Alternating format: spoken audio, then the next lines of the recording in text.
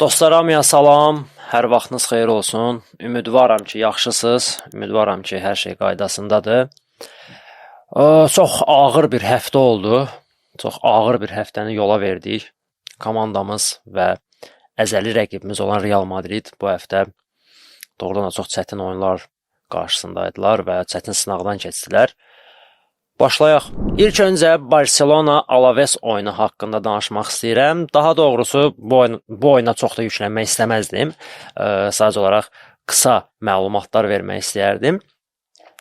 Bunu demək istəyirəm ki, oyundan sonra mən post paylaşdım, video çəkdim ki, hamını təbrik edirəm, qələbə qazandıq, amma oyundan narazıyam, oyun məni qane etmədi. Hamı mənə kommentdə yazdı ki, futbola baxma, get tenisə bax, neynəsin ki, bu komanda səni razı salsın. Məni razı salmağa ehtiyac yoxdur. Yəni, əsl Barsa azarkeşləri, Barsanın oyunundan xəbərdar olan şəxslər çox gözəl bilirlər ki, yəni Barsa outsider komandaya qarşı belə oynamamalıdır. Okey, Alaves bir o qədər də asan rəqib deyil, amma bir o qədər də çətin rəqib deyil. Bəli, müdafiə olunanda sıx müdafiə olunurlar, kompakt müdafiə olunurlar. Bəli, elə aşağı blokla oynayan komandaların müdafiəsini yarmaq çətin olur. Problem bunda deyil və məncə Alavesin müdafiəsini biz çox rahatlıqla yarırdıq. Problem Alaves kimi komandanın, Alaves səviyyəsində olan bir komandanın bizim müdafiə xəttini belə asanlıqla yarması idi. Juan Garcia'nın bir neçə kritik seyvi oldu. Nəyə görə Juan Garcia belə komandalara qarşı oyunda bu qədər çox yüklənməlidir? Niyə? Amma yenə də komanda gözəl oynadı hücumda. Olmo yavaş-yavaş özünə qayıdır. Yamal ağıllanır və ən əsas məsələ komandanın kapitanı, komandanın mənəvi ruh sahibi, lideri Rafinha qayıtdı və öz çəkisini ortaya qoydu. Bu çıxışımda Real Madridə biraz daha çox zaman ayırmaq istəyirəm. Çünki Real Madrid haqqında danışılacaq çoxlu nüanslar var. İzləyicilərim də bunu məndən istəyirlər və çalışdığım qədər öz fikirlərimi bildirəcəm. Amma indi isə hələ ki Barcelona Atletico Madrid oyunundan danışmaq istəyirəm. La Liqanın 19-cu turu çərçivəsində keçirilməli olan bir oyundur. Yəni midweek deyilən bir şeydir, həftə arası. Həmçinin Real Madrid də 19-cu turun oyunu çərçivəsində Atletik Bilbao səfərinə yollanmışdı. İndi yavaş-yavaş hər bir oyun haqqında danışacağam. Bəzi izləyicilərimiz deyir ki, 19-cu tur nədir? Elə Alaves'in oyun 14-cü turuydu. Bu 15 olmalıdır. Xeyr dostlar, bu təxirə salınmış elə bir oyunlardır. Necə deyim? Yanvar ayında Barcelona, Atletico Madrid, Real Madrid və Bilbao İspaniya Superkubok uğrunda mübarizə aparacaqlar Ərəbistanda və həmin onların oyunları ertələnib və onlar biraz tez oynamalıdırlar və buna midweek deyirlər. Okey, karoçə, nəsə bu tema bu deyil, məsələ oyunlardadır. Barcelona, Atletico Madrid. Bütün Madridin həm ağ tərəfinin, həm qırmızı tərəfinin gözü Barcelonadaydı. Çünki Barcelona Alavesin oyundan sonra liderliyə yüksəlmişdi və Real Madrid Girona səfərindən xal itirmişdi. Və Barcelona'nın bu oyunda, yəni Atletico Madrid ilə oyunda xal itiriləcəyi gözlənilən idi və istənilirdi ki, komanda xal itirsin. Real Madrid və Atletico Madrid özü də cəhd edirlər ki, yəni Barcelona bu xalı alaq. Amma təəssüflər olsun ki, onlar tərəfindən bu alınmadı. Sevimli komandamız bəzilərinin yuxusuna haram qatdı və gözəl qələbə qazandı. Buradan hər birinizi təbrik edirəm. Məncə gözəl bir oyun oldu. Atletico Madrid də pis başlamamışdı əslində oyuna. Keçək oyunun analizinə. Hava və su kimi lazım olan bir üç xal idi. Doğrudan da bu oyunda komanda qalib gəlməli idi. Mütləq qalib gəlməli idi ki, öz liderliyini qorusun. Və komanda bu sınağın öhdəsindən gəldi. Flick'in üzü güldü. Axır ki, Flick ağlamadı, bu səfər güldü. Yadınızdadırsa, əgər Alaves'lə oyunda Flick oyundan sonra oturub ağlayırdı. Flick kimi adam ağlayır. Yəni, dünya dağılmalıdır da belə. Mən anlaya bilmirəm. Flick kimi adam ağlayırsa, daim mənim sözüm yoxdur. Doğrudan da Flick alfadır. Flick bir rasionallıq nümunəsidir. Adamı o qədər emosional vəziyyətə gətiriblər ki, adam artıq partlayır, yəni dözə bilmir. Orada sonra xəbərlər çıxdı ki, bu güya ki, hakimin onun köməkçilərinə verdiyi qırmızı vərəqəyə görə idi, Yamalın penalti epizoduna baxılmamasına görə idi. Boş söhbətlərdir. Mən buna inanmıram. Əlbəttə ki, Flick çıxıb deməyəcək ki, mən komandanın bəzi oyun stilindən, komandanın oyunçularının göstərdiyi performansdan narazıyam. Bunu deyə bilmir. Açıq-aşkar burada bilinir ki, yəni komanda keçən ilki komanda deyil və keçən ilki əzm yoxdur. Ötən mövsüm Barselonada olan əzm indi yoxdur. Problem bundadır. Ötən mövsümdə biz müdafiədə belə kimi oynayırdıq. Yəni heç nə dəyişilməyib. Bəli, Inigo Martinezin varlığı az da olsa bizə stabillik verirdi. Yəni belə kiçik komandalara qarşı biz daha çox qapımızda problem görmürdük. Bəli, Inigo Martinezin harası özəlliyi var idi. Bunu danmıram. Özüm Inigo Martinez xəstəsiyəm. Amma biz müdafiədə olan boşluğu hücumla kompensasiya edə bilirdik. Yarım müdafiə ilə kompensasiya edə bilirdik. Amma hal-hazırda bunu edə bilmirik və Flick əsəbləşir. Amma Flick bu oyunda sevindi, güldü, çünki komandamız qalib gəldi, əzmkar qalibiyyətdir, möhtəşəm qalibiyyətdir. Amma onu da əlavə etmək istəyirəm ki, bu Flickin mövsüm ərzində qalib gəldiyi ilk böyük oyunu idi. Bugünkü günə qədər Flick bütün böyük oyunları uduzmuşdu. Yəni əlbəttə ki, söhbət bu mövsümdən gedir, cari mövsümdən gedir. Bəli, bu doğrudan da yaxşı bir qalibiyyət oldu və ümid edirəm ki, bu davamlı olar. Çünki Chelsea-yə qarşı uduzduq, Real Madrid-ə qarşı uduzduq, PSG-yə qarşı uduzduq. Yəni böyük bir qalibiyyətimiz yox idi. Bu ilk böyük qalibiyyətdir. Əgər Atletico Madrid böyük klub sanırıqsa, məncə hal-hazırda bəli, Atletico Madrid böyük bir klubdur, yəni statuslu klubdur. Okay. Komandanın oyununu aşağılamaq istəmirəm qəti bir şəkildə. Komanda ideal oynadı və Lewandowski, yenə də Lewandowski danışmayacağam. Gözləməyin ki, bu dəqiqə Fuad söyləyəcək Lewandowskini bir köpükdən deyəcək. Heç nə deyən deyiləm. Artıq hər şey göz qabağındadır. Qəbullanmışam. Budur. Okay, adam qaça bilmir. Adam əvvəlki fiziki formasında deyil. Əlbəttə ki, yaşına görə bunu qınaya bilmərəm. Amma penaltini elə vurmaq sadəcə olaraq biabırçılıqdır. Nəyə görə elə penalti vurasan? Nəyə görə? Ən vacib anda. Yəni oyunun qırılma nöqtəsi ola bilərdi o an.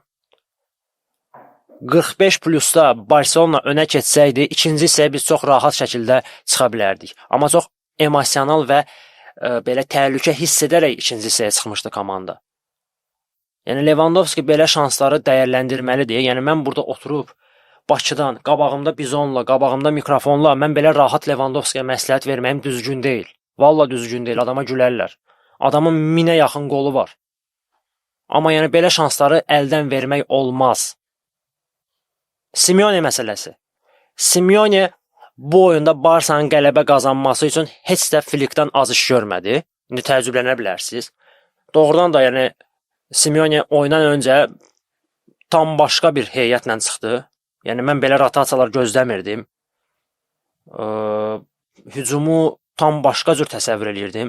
Ən azından Griezmann və yaxud Sorlotun oynayacağını gözləyirdim mən. Okay, Sorlotu həmişə Barsaya o oyunun sonlarına saxlayır. Bir tort kimi, desert kimi saxlayır. Onu anlayıram, amma məncə Griezmann oynamalıydı. Amma tam başqa bir heyətlə çıxdı. Bayenanı çıxartdı. Nico Gonzalez'i çıxartdı və demək olar Atletico Madridin hücum xəttində bir aktiv oyunçu var idisə, o da Bayena idi. Bayenadan başqa heç kim yox idi. Və məncə Simeone daha belə primitiv heyətlə oyuna çıxsaydı, yəni bildiyimiz heyətlə oyuna çıxsaydı, məncə Barsanın işi daha çətin ola bilərdi. Rafinha, Pedri, sizə nə desəm də azdır, sizə nə qədər tərif desəm də azdır. Məncə mənimlə razılaşarsınız. Rafinha bugünkü günümüzdə komandanın mental, Pedri isə komandanın intellektual lideridir. Bu danılmaz bir fakt. Bu iki oyuncunun varlığı komandanın oyunun 180 dərəcə dəyişir. 180 dərəcə dəyişir. Sizdən tək bir şey istəyirəm. Gedin oyunun icmalına baxın. Oyunun ortaları idi. Rafinha Oblaka pressing edir. Və görür ki, heç bir oyuncu pressing eləmir, əsəbləşir, hamını çağırır ki, gəlin, gəlin. Yəni, bu deyil liderlik, budur mental, güclü olmaq. Vallah, mən Rafinha'nın belə olacağını düşünmürdüm. Mən inana bilməzdim ki, bu adam gəlib Barsada, açığı deyirəm, yəni əfsanə levelinə qalxa bilər. Yəni, bugünkü günümüzdə desələr ki, Barsa tarixindən sil, Rafinha yoxsa Neymar, mən fikirləşmədən Neymarı silərəm. Fikirləşmədən Neymarı silərəm. Bəli, Neymar ola bilər Rafinyadan qat-qat güclü oyunçudur, daha potensiallı oyunçudur. Amma mental olaraq, lider olaraq komandaya yandırdığı o can, o belə komandaya olan o sevgi cəhətdən Rafinya tam başqa bir leveldir. Rafinya tam başqa bir səviyyədir. Və doğrudan da hiss olunur ki, bu komandaya qarşı sevgisi var. Bu komandanı sevir, canın verməyə belə hazırdır. Pedri beyindir. Yəni elə bil ki, stadionun ortasına bir dənə beyin qoymusunuz. Beyindir. Və onun ayaqları var. Ayaqları var, gəzir o beyin. Yəni mən bunu başqa cür ifadə eləyə bilmərəm. Adam həm müdafiədə, həm build-upda, həm pressingdə, həm nə bilim oyun qurulmasında, həm straxovkada idealdır, ideal. Nə deyim, Pedri mənə görə ən yaxşıdır hal-hazırda. İndi bilmirəm, bəzi o statistika manyakları gəlib qonacaqlar kommentlərə. Qaqa, Vitinha o gün hat-trick elədi.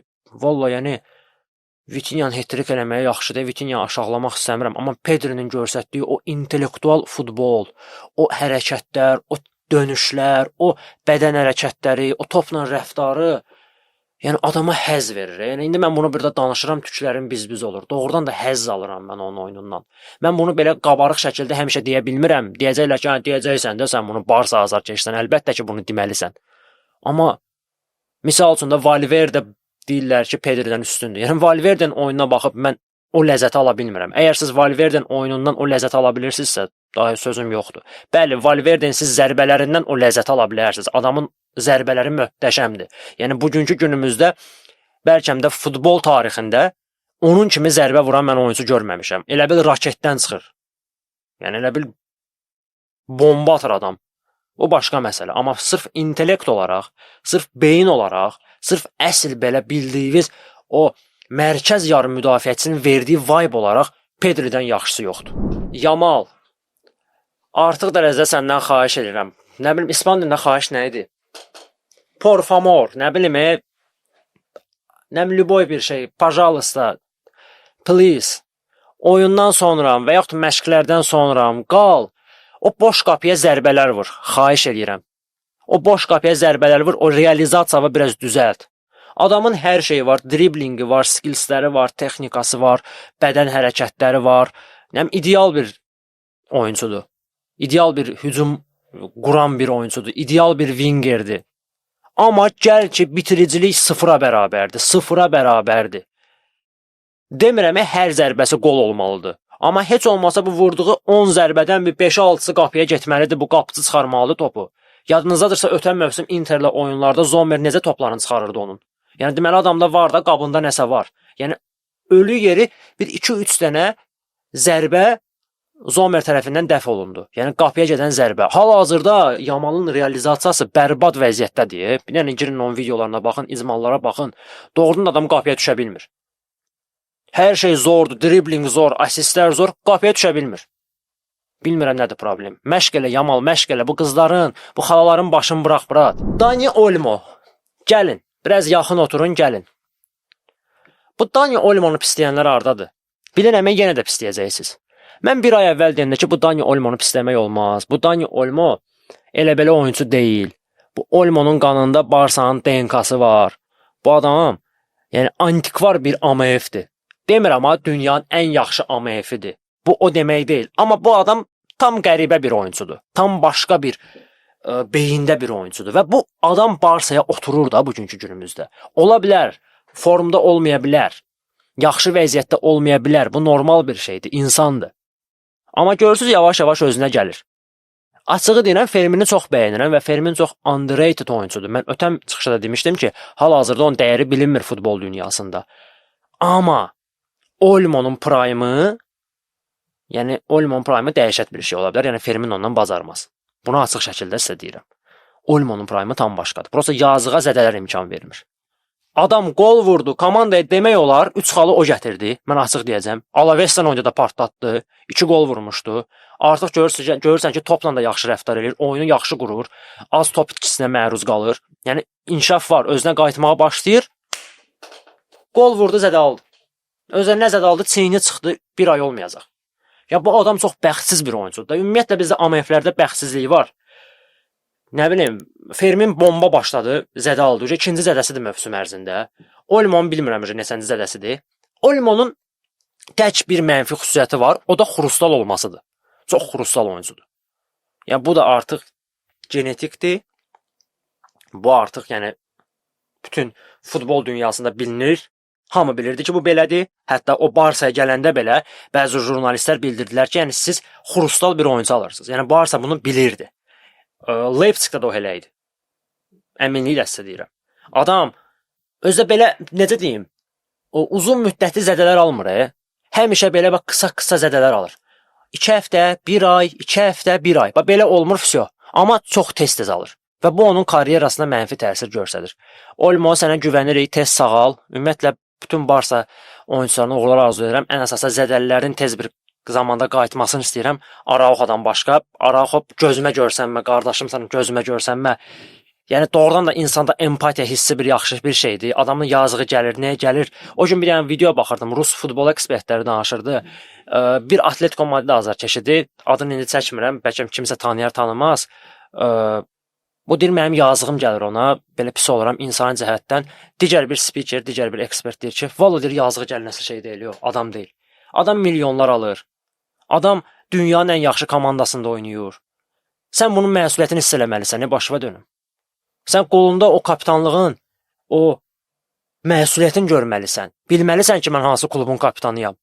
Sən səhvən qırmızı vərəq ala bilərsən, amma kapitan olaraq səhvən boş-boş şeylərə görə komandanı pis vəziyyətə qoya bilmərsən. Bu düzgün bir şey deyil. Yazığımız gəlir. Nəyə görə yazığım gəlməlidir? Uşaqdır bəyəm, Kubarsidir, bu 17-18 yaşı var ki, yazığımız gəlsin. Adamın 26-27 yaşı varsa, bu gün 30 yaşı olacaq. Bu indi ayılmayacaqsa, nə vaxt ayılacaq? Nə vaxt bu prime'ın yaşayacaq? 30-35-də yaşayacaq. Ona da gəlib oynayacaq, nə bilim, Interdə zadda. Nəysə. Uşaqlar, Gerard Martin yoxsa Gerard Martini? Hansı yaxşıdır sizcə? Flick ötən mövsüm bizə göstərdi ki, Inigo Martinez elə belə müdafiəçi deyil. Əslində mən də bilirdim ki, Inigo Martinez top klass müdafiəçidir. Sadəcə olaraq biraz orta səviyyəli klublarda çox qaldı. O vaxtında top kluba getsəydi, indi adı başqa yerlərdə olacaqdı. Amma Flick gəldi, ona ikinci cavanlığı yaşatdı, onu dünyaya yenidən tanıtdı. İndi isə Flick yeni bir eksperimentlə yadda qaldı. Gerard Martini mərkəz müdafiəçisi etdi. Və bu hal-hazırda günümüzdə doğrudan da uğurlu görsənir. Alaves'dən oyunu ideal oynadı. Atletico Madrid'dən oyunu demək olar ideal oynadı. Və səhvlər olacaq. Mən indidən deyim biləsiniz. İndi mənə deməyin ki, Fuad, mən Martini tərifləmə, bax səhv elədi. O gün görsə təriflərdin, indi səhv elədi. Səhvlər olacaq. Adam mərkəz müdafiəçisi deyil. Sergio Ramos da sağ cinahdan mərkəzə keçəndə, yəni elə belə eləyib keçməmişdi. Dəfələrlə səhvlər buraxmışdı. Səhvlər olmalıdır. Amma azından görsənir ki, nəsə Kubarsi ilə aralarında nəsə belə o ximiya əmələ gəlib. İndi bəziləri deyəcək ximiya deyil, qaqa, o kimyadır. Çoxdan izləyənlər mənə bilir ki, mən biraz rus diliyəm, ona görə bəzən çaşıb ximiya deyirəm. Olsun kimya. Gör nəyin dərdini çəkirəm mən. Hə. Və Gerard Martin hücumların qurulmasında komandaya çox gözəl dəstək olur. Bəli, Gerard Martin ayağı ilə oynaması yaxşıdır. Demirəm idealdır. Amma sol bek üçün, yəni sol cinah müdafiəçisi üçün bərbaddır. Çünki adamda belə o cəldlik yoxdur. Balde kimi cəld deyil, Balde kimi sürətli deyil, riski deyil də. Başa düşdünüz nə demək istəyirəm? Buna verəsən, pas verəsən, qaytarsın. Primitiv hərəkətlər eləsin. Sadə bildiyimiz şablon ötürmələr eləsin. Amma mərkəzdə oynamaq ona biraz daha rahatdır. Çünki pressing eləyən zaman, rəqib komanda ona pressing eləyən zaman, onun variantları daha çox olur və o variantlardan ən yaxşısını görə bilir. Amma cinahda oynayanda bunu görə bilmir. Və biz gördük ki, Gerard Martin Alaves'dən oyunda demək olar Rafinha'ya predqalevoy verdi. Yəni pre-assist deyirlər də buna. Çox gözəl də ötürmə elədi Inigo Martinez sayağı. Və görür ki, bu adamda potensial var. Yəni mərkəz müdafiəçisi kimi formalaşa bilər. Biraz öz bədənini yıxsa, biraz fiziki gücünü artırsa, intellektini artırsa, valla Araujo'nda alınan təpiyi vurar o adam. Təpiyi vurar o adam. Yəni Sorlot girdi oyuna, o Sorlota elə bir korpus girdi ki, Sorlot açdı orada. Heç nə demədi Sorlot. Yəni bəziləri deyir ki, o penaltidir, Sorlot heç nə demədi. Durdu ayağa getdi, kəs bir şey, qardaş, öpürəm. Yəni yıxdınız məni. Sorlot kimi oyunçunu yıxdı adam. Yəni təmiz şəkildə. Nəsə belə qabında nəsə var və Flick bunu tutub. Biraz onu inkişaf elətdirsək, biraz ona inam qatsaq, nəsə eləmək olar. Demirəm, indi Maldini olacaq, bunu zarafata deyirik biz əlbəttə ki. O gün Maldini haqqında buna post paylaşmışam ki, bu gündən sonra Martini yox, Maldini deyəcək buna. Qaqa, sən futbola haramla baxırsan. Ay, da, siz nə yeyib içirsiniz? Siz hansı oksigen, hansı ağacdan oksigen alırsınız? Bu nə düşüncədir? Ay, yox, Van Dijk da adam. Van Dijk'dan güclüdür Gerard Martin. Всё, gedin. Biraz ironiyavız olsun, biraz mizah səviyyəviz olsun. Yox ha. Nəysə. Real Madrid. Gəlir Real Madridə. Real Madrid bildiyiniz kimi son 6 oyunun hamısını səfərdə oynayıb. Yəni doğrudan da bilmirəm niyə belə olub. Amma çox belə bespantovu bir situasiyadır. Bir komanda nəyə görə 6 oyun səfərdə oynasın? Doğrudan da qeyri-adi bir şeydir. Və bu oyunların birini uduzub, ikisində qalib gəlib və üçündə HCC eləyib. Və bu 300 HCC La Liga oyunlarıdır. Elche'dir, Girona'dır və Rayo Vallecano'dur. Bu oyunlar haqqında danışmayacağam. Demək olar həmin oyunlar copy-paste oyunlardır. Bu hər 3 oyun, o HCC-li olan oyunlar eyni tipdə oyunlardır. Yəni heç bir maraqlı şey yoxdur. Realda oyun yoxdur. Mən ona açıq deyəcəm, inciməyin məndən. Realın bir köpüklü oyunu yoxdur hal-hazırda. Və mən bunu demişəm, deyirəm və deyəcəm də. Günümüzdə Kylian Mbappe Real Madriddə olmasa, Real Madrid batar. Adam bildiyiniz tək başına komandanı daşıyır. Həm fiziki mənada, həm mental mənada, həm gol plus assistlə, nə bilim, həm dalı ilə, həm qabağı ilə, harası ilə fikirləşirsiniz, fikirləşin. Adam faktda götürüb Realı arxasınca daşıyır. Yəni Trent kimi qoyunu daşıyır. Asensio kimi qoyunu daşıyır. Nə bilim, kimlər var sonra orada ki, yəni belə hələ ki xeyri dəymir də Reala, gəlin açıq danışaq. Yəni bəzən Huysen də pis deyirlər. Yəni Huysen. Huysen kimdir o? Ya daşıyır da əməlli başda. Adam tək başına daşıyır. 36 gol plus assist var ya adamda indi. 20 neçə oyuna vurub, 22 oyun, 24 oyuna vurub, 23 oyuna vurub. Elə belə bir şey deyil. Bu top klass oyunçular. Utanmırlar onu Vinicius'la müqayisə edirlər. Vinicius'a başa on gəlib butsularını təmizləyə bilər. Bura. Vinicius bəyəm oyunçudur onun yanında. Bəli, Vinicius Real'a çempionluğunu qazandırıb, indi onun haqqında danışacağam. Vinicius top klass oyunçudur, amma Mbappe ilə yan-yana qoyulası deyil. İndi sual verə bilərsiniz ki, Real Madriddə nələr baş verir? Real Madriddə nəsə problem var, yoxsa yox? Bəli, məncə var və bu problemin səbəbi nədədir və kimdədir? Məşqçidədir, oyunçulardadır, rəhbərlikdədir. Məncə problem burada məşqçidədir. Yadınızdadırsa, biz qaydırıq bir 5 ay əvvələ, yay aylarına, Xabi Alonso'nun təyinatı zamanı mən dedim ki, Xabi Alonso Real'a uyğun baş məşqçi deyil. Hamı məni daşqalaq elədi. Qaqa, sən görəcəksən, sən belə eləyəcəksən. Getdilər PSG-yə 4-0 uduzdular. Fuad düz deyirdi. Gəldilər Barsanı utdular. Görsən, bax, qaldı içində. Bir səbirli ol da. İndi də səbirliyəm. Mən səbirliyəm. Yəni Xabi Alonso bəlkə partladacaq. Amma hal-hazırda günümüz onu göstərir ki, partlatmır adam. Nəyə görə partlatmır? Çünki yenə də deyirəm, Xabi Alonso mənə görə top klass oyunçularla işləmək bacarığı yoxdur. Yəni o bir Zidane deyil. O bir Papa Carlo deyil. Zidane'ın və Papa Carlo'nun komandasının Xabi Alonso'nun komandasına fərqi o idi ki, o komandalar oyun göstərmirdilər.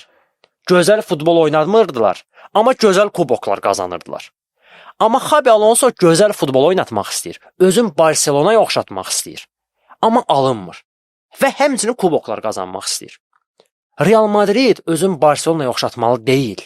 Yəni bunu mən Xabi Alonso'ya belə xitab olaraq deyirəm. Real Madrid Barcelona ola bilməz. Sırf olaraq oyun cəhətdən deyirəm. Hər şeyə açıqlama verirəm. Allahın da olsun. Bilirəm kimlərlə işləyirəm ona görə. Yəni bu klubları aşağılamaq deyil. Yəni səhv anlamayın. Mən klubları aşağılamaq istəmirəm. Sadəcə olaraq oyun mentalitetini müqayisə edirəm. Realda tam başqa mentalitet var. Barsada tam başqa mentalitet var. Bu tam normal bir şeydir. Yəni Barsa Real olmaq məcburiyyətində deyil. Real da Barsa olmaq məcburiyyətində deyil. Amma Xabi Alonso aşılayır ki, mən gözəl futbol oynadacağam.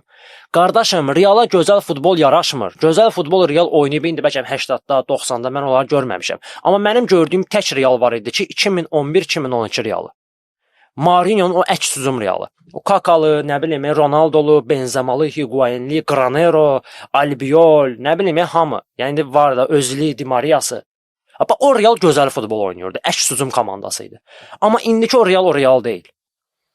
Xabi Alonso öz prinsiplərindən geri çəkilmək istəmir və deyilənlərə görə komandada qruplaşma var. Braziliyalı oyunçular görə qruplaşma eləyiblər. Bellingham orada küsüb.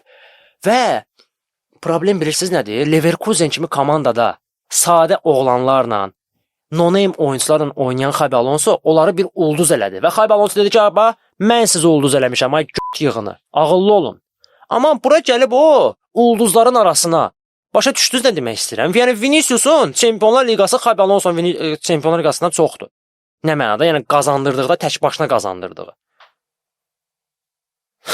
Yəni gəlib sən Vinicius'a zakon talkavat eləyəcəksən ya da Mbappé'yə. Ola bilər indi Mbappé'nin Çempionlar Liqası yoxdur, amma Real Madridin oyunçularının statusu o qədər böyükdür ki, Xabi Alonso orada batıb. Xabi Alonso bilmir nə etsin ki, bunlar kimdir belə? Mən bunlara söz yerdə bilmirəm. Amma halbuki rəhbərlik ona o icazəni vermişdi. Dil tapa bilmir. Papa Carlo ilə Zidane'ın üstünlüyü ondaydı ki, onlar böyük oyunçuları pişirə bilirdilər. Onlara bir sistem qurmağa ehtiyac yoxdur. Onlara sadəcə olaraq bəzi göstərişlər vermək lazımdır ki, adamlar öz klasslarını birləşdirib nəsə ortaya çıxartsınlar. Realı sistematik futbolla oynada bilmərsən sən. Gözəl futbolla, tiki-taka ilə. Oynada bilərsən, əlbəttə bu problem deyil. Amma hal-hazırdakı sənin o əlindəki oyunçular və ən əsasəndə yarım müdafiə xəttin. Ona sənə imkan vermir. Çünki sənin yarım müdafiə xəttin o tiki-taka, gözəl futbol oynamağa namizəd oyunçular deyil. Yəni o oyunçular başqa tip oyunçulardır. Yəni ya Real Madriddə məşqçi dəyişilməlidir ki, gəlsin bu oyunçularla işləyə bilsin. Ya da Real Madridin oyunçuları dəyişilməlidir ki, Xabi Alonso öz istədiyi futbol oynatsın. Amma hələ ki Real Madriddə vəziyyət yaxşı deyil. Bəli, Bilbao ilə oyunda qəşəng oynadılar. Yəni son 6 oyuna baxsaq Bilbao'nu məhv elədilər. Amma burada bir nüans da var. Çünki Bilbao da hal-hazırda gök günündədir. Yəni Bilbao oyun oynamır. Yəni Barsa ona gəzə-gəzə 4 dənə vurdu. Real Madrid 3 dənə vurdu. Mbappé hessə, Mbappé pik. Yəni Mbappé konkret olaraq dirənib ki, yəni məndən yaxşısı yoxdur, adam qızıl topa gedir. Yəni Real Madrid bu mövsüm titullar qazanmasa və Mbappé bu səviyyədə oynayıb mövsümün sonunda, nə bilim 60 plus gol assist eləsə və yaxud 70-ə yaxın bir şey eləsə, adam xiyar olacaq ki, mən titul qazanmasam mən qızıl top ala bilməyəcəm. Başa düşdünüz nə demək istəyirəm? Ona görə dəli olacaq o. Amma indi Mbappé pikdir. Mbappé dəhşət bir səviyyədə oynayır. Florentino Perez'in Vinicius sevgisi. Mən belə deyim, bu mənim şəxsi fikrimdir. Real Madriddə heç bir oyuncu Vinicius qədər baş atmayıb bu günə kimi. Mən görməmişəm. Amma heç bir cəza görməyib, heç bir belə güldən ağır söz eşitməyib. Çünki Florentino Perez'in Vinicius'a qarşı ayrı simpatiyası var. Ayrı simpatiyası var və onun dayı böyükdür də. Yəni Vinicius'un dayı Florentino'dur. Və ona batan yoxdur. Yəni mən belə deyim, Cristiano Ronaldo da belə hal-hazırda Vinicius'a qoyulan hörmət yox idi. Yəni Florentino Perez Cristiano Ronaldo daha az dəyər və volə vermişdi, nəinki Vinicius'a. Bu mənim şəxsi fikrimdir. Yəni adamlar Vinicius'dan çox belə bərk yapışıblar, onu çox istəyirlər. Amma Mbappé'ni də itirmək istəmirlər. Və burada Mbappé-Vinicius məsələsi demirəm onların arasında problem var. Amma oyun olaraq bəli problem var. Bəzən alınmır, bəzən o iki qoz söhbəti ortalığa girir. Amma bəzən tutuzdururlar. O klasslar o qədər bərkdir ki, ona görə o klasslar o qədər böyükdür ki, tutuzdururlar. Amma Realda bəzi şeylər dəyişilməlidir hal-hazırda. Mənə görə dəyişilməlidir. Yəni hal-hazırda İspaniya klubları bərbad günündədir. Barçanın özü olsun, Realın özü olsun, günündə oynayırlar. Bu başqa məsələ. Amma Real Madrid ümumən Xabi Alonso'nu gətirməklə səhv qərar verdi. Real Madrid daha belə dayday tipli məşqçi lazımdır. Zidane tipində, Papa Carlo tipində və yaxud yenə deyirəm, sən sistematik bir məşqçi gətirirsənsə, onun ampulasına, onun oyun fəlsəfəsinə uyğun oyunçular gətirməlisən. Sən Xabi Alonso'nu gətirmisən, adam, yəni total futbol qanan adamdır. Gəlib sizə burada topla oynamağı öyrətmək istəyir. Amma komandasında topla oynamağı bacaran cəmi bir dənə yarım müdafiəçi var, o da Arda Gülərdir. O da klass olaraq digər oyunçulardan geri qalır. Yəni sən Real Madrid kimi bir klub Arda Gülərə güvənə bilmərsən, bu düzgün deyil. Bellingham möhtəşəm oyunçudur. İkinci Zidane da elə bil. Yəni oyun tərzi Zidane'a bənzəyir. Amma onlar Xabi Alonso sistemində oynayan oyunçu deyil. Valverde'nin qolu yoxdur bu mövsüm deyəsən. Mən bilmirəm. Deyəsən yoxdur. Yəni Valverde ötən mövsüm Ancelotti'nin dövründə takq-ataq qoyurdu uzaqdan. Bu mövsüm mən Valverde'nin bir dənə uzaqdan zərbəsini görməmişəm. Ona şərait yaratmırlar. Tam başqa futbol oynayır. Valverde'nin ayaqları bağlanıb elə bil. Yəni Valverde deyir ki, mən hardayam? Mən necə oynayım? Və Xabi Alonso'nun o zamenləri, o dəyişikliklər də bəzən Reala mənfi təsir göstərir. Zamenlərdə tutuzdura bilmir adam. Nəysə, Realdan danışdıq, Barsadan danışdıq. Məncə maraqlı çıxış oldu və onu da nəzərinizə çatdırım ki, komandalar bu həftə ortası oynadılar. İndi isə həftə sonu əsas oyunları var. La Liqanın 15-ci turun oyunları var. Barcelona Betis səfərinə yollanır. Çox çətin bir oyun olacaq və onu da nəzərinizə çatdırım ki, biz fan klubla yığışırıq. Oyuna bir yerdə baxacağıq. Halfeyn pubda olacağıq. Sizin də yolunuzu gözləyirik. Və Real Madrid isə öz evində. Axır ki, Real Madrid Santiago'da oynayacaq. Bəlkə də Santiago'nun torzat basıb orada. Xəbərlər yoxdur. Santiago bəlkə o apokalipsiz zad olub, zombi apokalipsiz zad. Yəni xəbərlər yoxdur. Stadion bəlkə batıb. Adamlar 6 oyunda stadion üzü görmürlər. Real da Celta-nı qəbul edəcək. Məncə Real Madrid Celta'ya məğlub olan deyil və yaxud xal edən deyil. Çünki bu uzun müddətdən sonra öz evində Celta-nı qəbul edəcək və məncə o Santiago'ya olan həsrətin atsın elə onlardan çıxacaqlar. Amma Celta da belə dişləyən komandadır. Mən bu dişləyən sözünü deyəndə bəziləri elə bilirlər ki, mən dişli sözünü deməklə səhv salıram bunu. Mən dişli demək istəmirəm. Elə mən dişləyən demək istəyirəm. Yəni Kusayçi komandadır. Yəni ruslar buna belə deyirlər. Yəni dişləyən sözündə pis bir şey yoxdur. Bəzən mənə ki, dişləyən deyil, yox. Dişləyən biraz pis çıxır. Səhərdən burada möt qoymamışıq ortalıqda. Dişləyənlə gəlib çəpə tutursuz məndən. Nəysə, getsin. Barsada Betislə oynayır. Çətin səfər olacaq. Ötən mövsüm Betislə səfərdə biz 2-2-yə qalmışdıq. Sağ olsun Ferran Torres bizi xilas eləmişdi.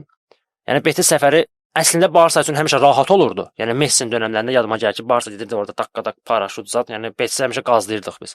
Yəni Betislə biz öz evimizdə daha çətin oynayırıq, nəinki səfərdə. Amma son ildə, yəni son mövsümdə Betis biraz bizi incitmişdi. Ona görə Barsa üçün daha çətin olacaq və burada lider yenidən dəyişə bilər. Ona görə görək nə olur. Yəni amma mən Barsadan qələbə gözləyirəm, çünki Çempionlar Liqasında Barsanın rəqibi bir o qədər çətin deyil.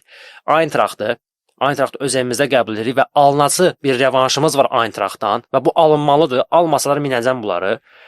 Amma Realın işi daha çətindir. Real Celta ilə oyunda özünü qorumalıdır. Çünki Realın City ilə, Manchester City ilə çətin ev oyunu var. Bəli, burada bir üstəgəl odur ki, ev oyunudur, amma yəni City də hal-hazırda okeydir. Yəni o qədər wow deyil, stabil deyillər, amma yəni City Citydir. Yəni heyəti çox genişdir, demək olar zədəlləri yoxdur və bu çətinliyi törədə bilər Reala. Ona görə belə, görək nələr baş verir. İnşallah ki, bu oyunlar bitsin, oynanılsın və Frankfurtla, City-nin oyunlardan sonra növbəti podkast çəkilişini çəkəcəm. O oyunlar haqqında danışarıq. Hamınıza uğurlar arzu edirəm. Videonu bəyənib kanala abunə olmağı da unutmayın. Viska Barsa, Viska Kataloniya.